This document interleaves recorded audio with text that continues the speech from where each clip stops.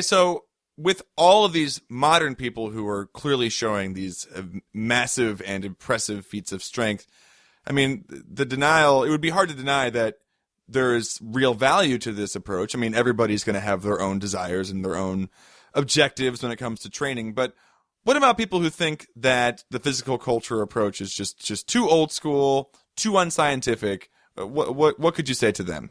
Well, what I would say at first is the mentality behind what physical culture is, the spirit of physical culture. I don't think that could ever be considered unscientific or old school. Now, maybe some of the methods that they employed may not be really all that quote unquote scientific, or maybe not the best way to go about achieving the goals they were going after. But I will say trial and error has definitely produced a lot of effective training methods, and just in general has led to many discoveries in general. I mean, science is basically the method of trial and error. I mean, that in a way is the essence behind the scientific method. Now, there were guys back then, I mean, Paul Anderson, Doug Hepburn, these guys, you could argue they were powerlifters, but they weren't just powerlifters in the traditional sense. They did a lot of different types of training, but Paul Anderson squatted 1,200 pounds back in like the 60s. Doug Hepburn, same kind of idea. I mean, putting 300+ pounds overhead, squatting 700+ pounds. You have George Hackenschmidt. This is a guy that was around in the late 1800s, okay? Wow. 1896, 1895, roughly, this guy was around. He won thousands of wrestling matches. I think it was 3,000 wrestling matches. He was a physical specimen to look at. He was known as the Russian Lion, okay? The guy was he just was the perfect specimen, in my opinion, when you take a look at this guy. And he did everything. I mean, he did everything from training with weights to body weight movements, calisthenics. I mean, he did so many different things, and I mean, he believed that was a big reason why he was as proficient as he was when it came to his chosen art, which was wrestling. Right. Another guy would have been Reg Park. Sometimes quite a few people say that he is the original modern bodybuilder. He ushered in modern bodybuilding with his look.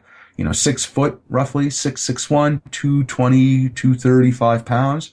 And the guy looked unbelievable for the 1950s and 60s. And he stayed in shape all the way into his older years. I mean, it was incredible. John Grimmick, another guy from the 30s. Many of the greats will say that John Grimmick was one of the most perfectly developed, if not the most perfectly developed man ever.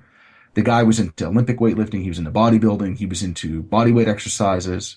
You have Tommy Kono, who is known to be more of an Olympic weightlifter, somebody that I've met and spent time with. And he won bodybuilding competitions. He trained like an Olympic weightlifter. He won multiple awards, set multiple records in 4 different weight classes. John Davis, Marv Eder.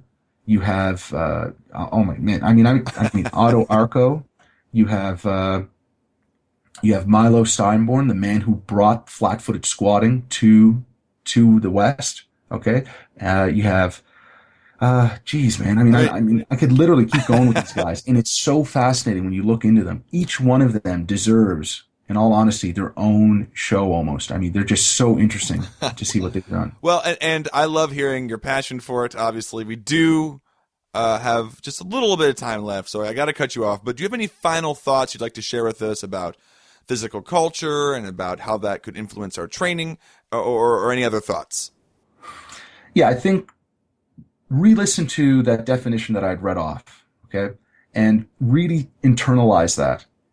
And then go out there and understand that you were able to develop so much more than just your muscles or just your six-pack. And it'll do so much more for you, your life, your health, your thinking, everything than you could ever imagine. And you're already spending that time. There's no need to spend any more time. It's just do things maybe slightly differently with the time that you are already spending in the gym.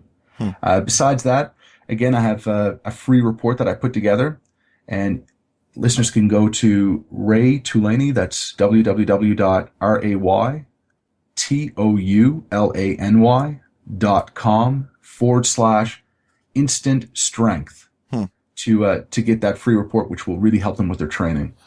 raytoulany.com/instant strength. And that's to get the free report, because we are out of time. And if you think of somebody if you know of somebody who would benefit from what we've talked about, somebody who's really interested in different ways of building strength and understanding different ways of what strength is or could be, go ahead and share this podcast with them. And there's a lot of great stuff here. And make sure you subscribe and listen to every episode because Ray's got a lot of great information. I love talking to him. And, of course, you can reach Ray online at www.raytoulany.com. That's www.raytoulany.com. Ray, thanks so much. Thank you. I really appreciate it. Thanks for listening. To learn more about Ray Toulany and to get access to all exclusive interviews and courses, visit raytoulany.com. That's www.raytoulany.com.